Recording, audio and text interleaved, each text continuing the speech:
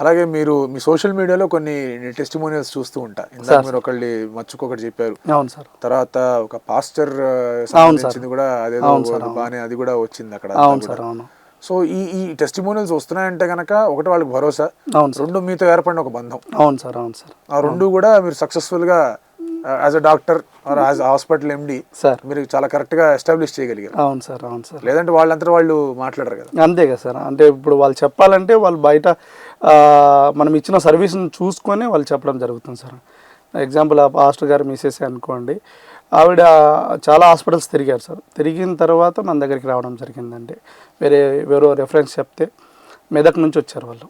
మెదక్ నుంచి వచ్చారు, మన దగ్గరికి వచ్చారు.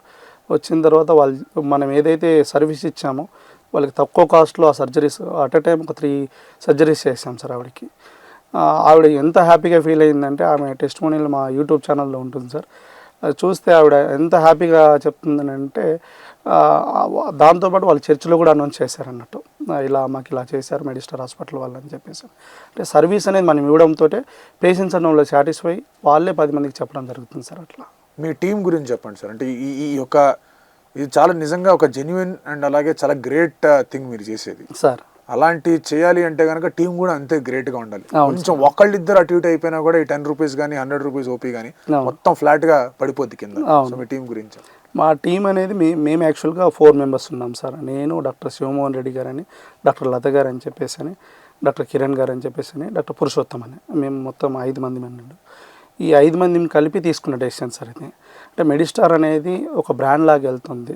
దాంతోపాటు మనం జనాలకి ఏదో ఒకటి చేయాలి.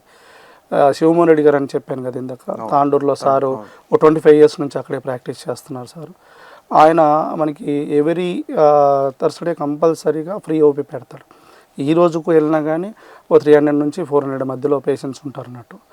ఆ విధంగా ఆయన చేస్తున్నాడు. అదే మనము మన హాస్పిటల్స్ అన్నింటిలో ఇంప్లిమెంట్ చేస్తే ఇంకా జనాలకి సర్వీస్ చేసినట్టు ఉంటుంది కదా అనే మోటివ్ తోటి మనం స్టార్ట్ చేయడం జరిగింది సార్.